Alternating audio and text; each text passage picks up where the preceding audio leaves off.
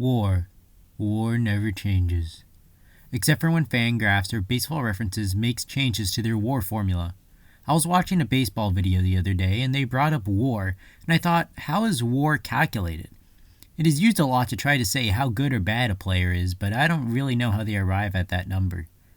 Thus, I began on a quest to find out how war is calculated. It would be long and hard, but it would ultimately calm my nerd brain. I then realized something though. This formula is as long, if not longer, than the freaking cubic formula. But that wasn't gonna stop me.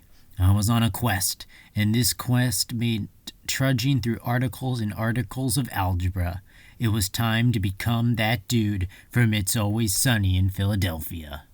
First things first, what are the main components of war? I'll be using Fangraphs Positional Player War for this video, as they have very thorough documentation. There are 7 main components of war: batting runs, base running runs, fielding runs, positional adjustment, league adjustment, replacement runs, and runs per win. First on the list is batting runs. Batting runs is trying to measure how many runs the player contributes to their team at the plate. According to the formula he gave me, he needs as the first ingredient WRAA, or weighted runs above average. We can't just look at the top level of this planet though. We must go deep into the cave of weighted statistics in order to finish this quest. WRAA compares the player to an average player in terms of runs added to their team.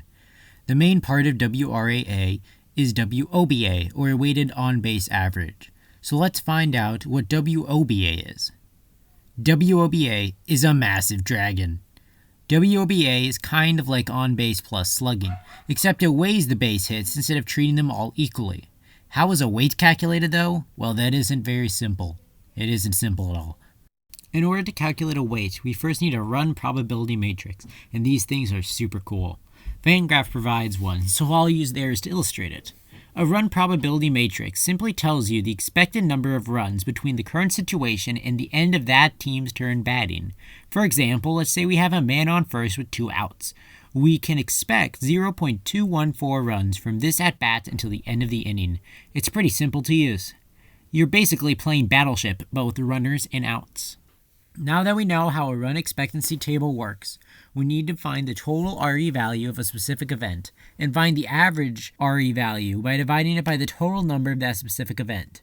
The next step is to make this number relative to an out, so that way it is more like on-base percentage, where an out is worth 0. Just take the total RE value of all outs and divide it by the total number of outs. Then just take the absolute value of this number and add it to the previous average of the specific event. This number we will call RTO, or relative to an out. Fangraphs also provides a graph for this. But we are not done yet. Oh no, we are not done. The next step is to take the RTO value of the event and multiply it by hit by pitches, bases on balls, singles, doubles, triples, or home runs in the league. For example, in the Fangraphs chart, this means multiplying all singles in the league by 0.7.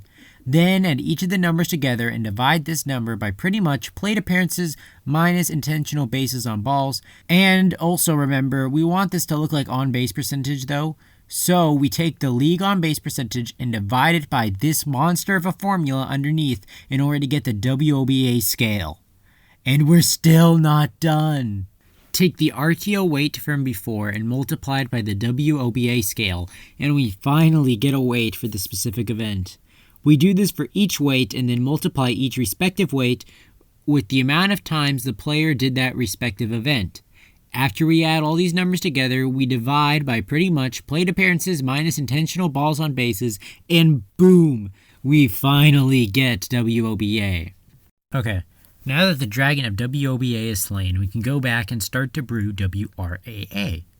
We take the WOBA of the player, subtract the league average WOBA from it, and then divide that number by the WOBA scale from before, and then multiply by player plate appearances.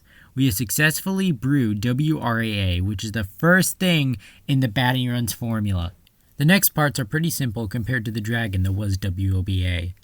Next, we take league runs per plate appearance and subtract home park factor times league runs per plate appearance from it, and multiply this by plate appearances. Home park factor is pretty simple to calculate and understand.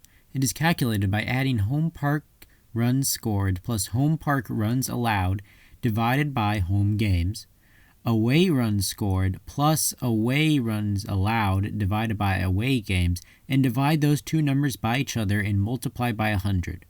If the number is above 100, it is more favorable to the batter. If it is below 100, it is more favorable to the pitcher. The final part of the batting runs equation is league runs per plate appearances minus AL or NL WRC divided by league plate appearances. Multiply this number by plate appearances and then add it to the previous equation and you get batting runs. Before I move on, I'm going to explain WRC. The formula is very similar to WRAA. WOBA minus league WOBA divide by the WOBA scale. Then take this number and add league runs per plate appearances and then multiply that by player plate appearances. Now we give all of these parts of the equation to batting runs to Brew and boom, we got batting runs. Next up we need to meet base running runs. He gave me a formula for the potion he brews, which needs ultimate base running, weighted stolen bases, and weighted grounded to double plays. First let's go and get UBR, which we can just get from the vendors. While I buy this, let me explain to you what UBR is. UBR isn't on Fangraphs, so you can't calculate it yourself. It is provided to Fangraphs. The general idea is that you take a specific event and try to get the run expectancy of that event. Based on this, depending on what the runner does, they can get above or below average on their choices. The sum of these differences of averages is UBR. While we are in the market, we should also get WGDP, which is another thing that you cannot find on Fangraphs. It is basically taking the average rate of GDP and GDP opportunities and applying it to the number of opportunities the player had. If they had fewer than average, that is great, and we give them a reward. If they had less, then we take stuff away. The last part of the formula we need to brew ourselves. Weighted stolen base runs. Stolen bases times our value of stolen bases, which is always 0.2, plus caught stealing times our value of caught stealing, minus league WSB times singles plus bases on balls plus hit by pitch minus intentional bases on balls. The formula for run CS is -2 times runs per out plus 0.075. The formula for league WSB is stolen bases times run SB plus CS times run CS, all of this over singles plus bases on balls plus hit by pitch minus intentional bases on balls. Now with our three parts, we can take it back to base running to get it brewed. Fielding runs brews a different stat depending on which position player you are. Stolen base runs and runs saved on pass pitches for catchers, and ultimate zone rating for everybody else because catchers are special. Basically, it is runs above or below an average fielder at his position stops. Above average is good, below average is bad. The actual logic and calculations behind it are super dense, so I think I'll make it into another video.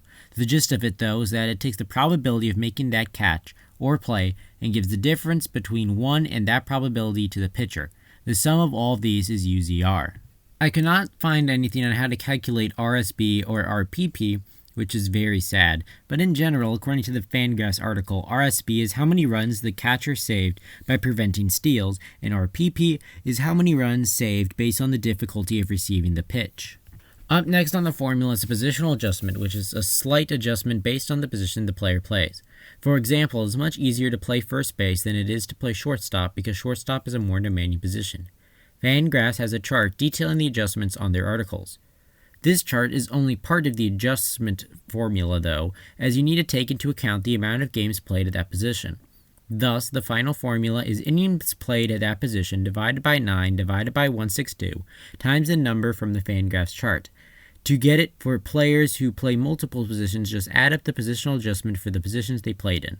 The Fangraphs article links to another article about the general philosophy of getting numbers, or at least a way to get it. I'll link it below. League adjustment is another slight adjustment based on the league the player plays in, National League or American League.